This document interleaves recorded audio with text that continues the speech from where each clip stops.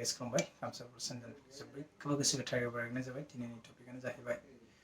जाहाथे अल कइनफोरखौ सेलिं खालामो नालाय बेनि मोनसे वेबसाइट जानानै जाहाथे हेकारफोरा फैसा थगायनायनि ब्लग बानायनाय जादों स' नोंथांमोना जोबजासे नायबा नुगोन आरो जायफोरा आंनि चेनेलखौ नायबाय थायो साबायखर आरो जायफोरा गोदान फैदों आंनि चेनेलखौ साबस्क्राइब खालामनानै बेल आइकन दं बेखौबो थुनानै गल खालामना लायो आरो थुलुंगा होयो जाहाथे आरो जेसेबां हायो शेयार खालाम कमेन्ट खालाम आरो लोगोसे आंनि गामिसर बर' अफिसियेल होननानै पेज दं बेखौ फल' खालामना लायो स' नोंथांमोना नायबाय था जाहाथे सासे मानसिया हरनानै ओरैबायदि थगायनाय जादों स' नोंथांमोनाबो सांग्रां जा जेसेबां हायो शेयार खालाम स' नायबाय था हेलो सर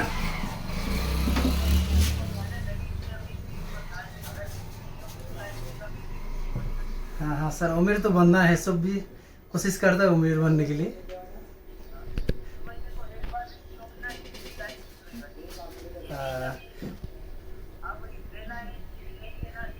अरे सर लेना तो है हम लोग का पैसा नहीं है तो हम लोग तो लेना ही है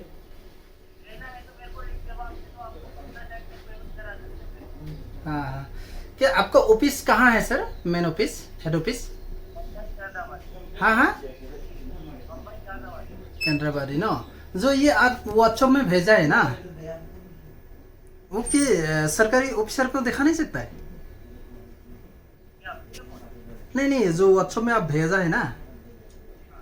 ये वो जो फोटो कॉपी जैसे कि रिजर्व बैंक आप रिजर्व बैंक का है ना हाँ हाँ हम्म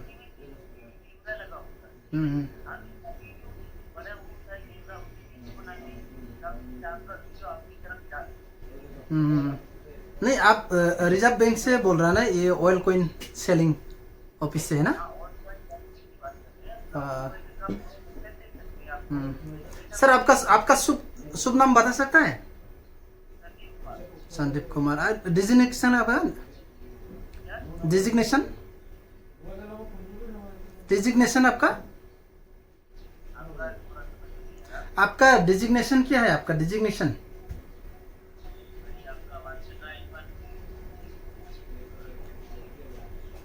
हेलो नहीं नहीं आप जो डिपार्टमेंट में कर रहे हैं ना रिजर्व बैंक आपका डिजिग्नेशन क्या है हेलो आपका डिजिग्नेशन क्या है सुनाई दे रहा है सर डिजिग्नेशन बोल रहा डिजिग्नेशन आपका सर्विस का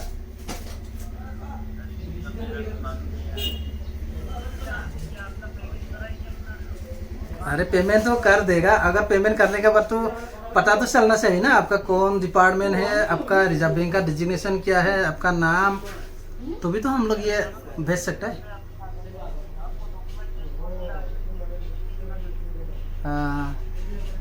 नहीं आप लोग ऐसा नहीं कर सकते आप तेजपुर तक आके ले नहीं सकता है ये कोइन जो अरे इससे वैसे कैसा देख सकते सर हम लोग गरीब आदमी है कहाँ से पैसा इकट्ठा करना पड़ेगा आपका पास भेजना पड़ेगा तो हम लोग भी डर है ना अगर आपका ये 9,000 पैसा दे देगा हम डूब जाएगा तो बहुत गलत काम है ना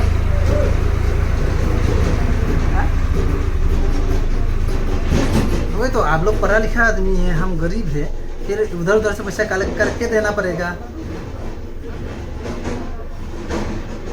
नहीं बाई चांस अगर फ्रॉड में फंस गया ना हमारा पैसा तो डूब जाएगा ना नहीं नहीं आप जो डॉक्यूमेंट भेज रहे हैं ना आप जो व्हाट्सएप में डॉक्यूमेंट भेज रहे हैं ना उसको एक बार हम सरकारी ऑफिसर को दिखा सकते हैं सरकारी ऑफिसर को दिखा सकता है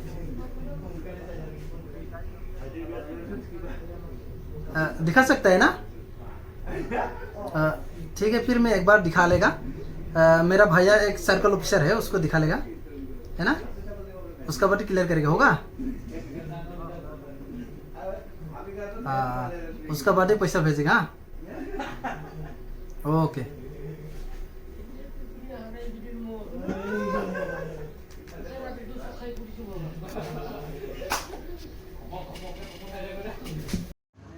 So guys नुबाय जोंनि मानसिखौ ओरैबायदि थगायो हेकारफोरा ओरैनो बिसोरखौ जाहाथे आंनि बिदा सासे सार्कल फिसार दं होननानै थगायदों नाथाय आङो रावबो अफिसार गैया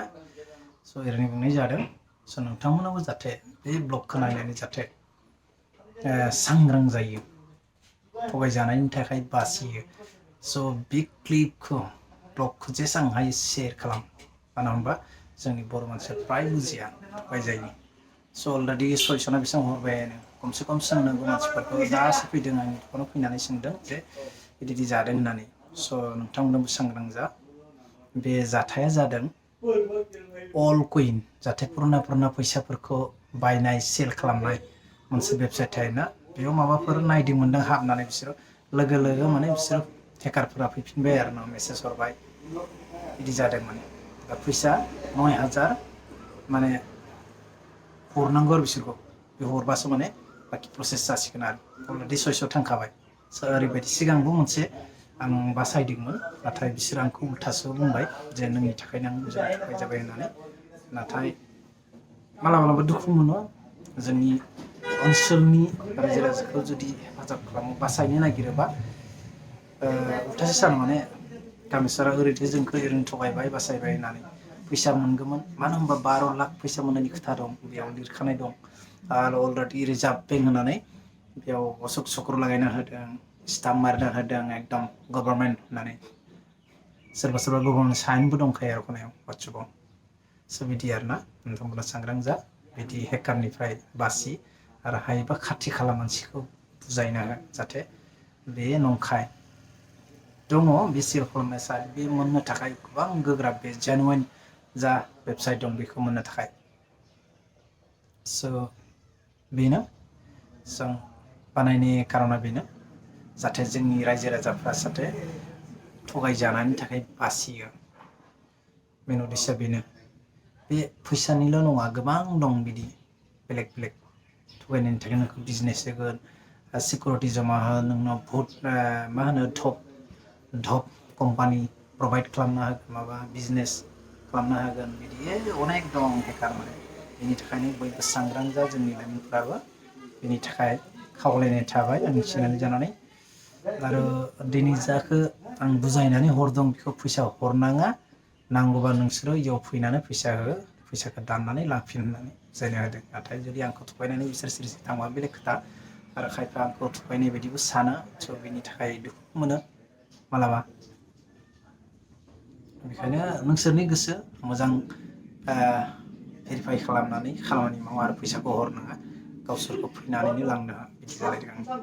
आंनि साननायाव ना बुंनायाव बुजायना हरदों बाखि बिसोरनि खामानि स' दिनैनि टपिकआ बेनोसै जेसेबां शेयार खालामनो नोंथांमोना जाहाथे जोंनि बर' माहारि जायखिजाया रायजो राजानि गेजेराव जाहाथे बे ब्लगआ थाङो आरो जायफोरा आंनि ब्लगखौ जोबजासिम गावनि बेसेन गोसाखौ होनानै नायबाय बिथांमोननि थाखाय रोजा रोजा साबायखर थाबाय जायफोर गोदान फैदों आंनि चेनेलखौ अननानै प्लिज साबस्क्राइब खालामना लादो अनेक बेलेग बेखौ थुनानै जाहाथे बिदिनो मोजां जाहाथे ब्लग बानायनो हानाय बेनि थाखाय खाबु होयो स' दिनैनि टपिकआ बेनोसै स' बाय बाय सि इउ नेक्स्ट ब्लग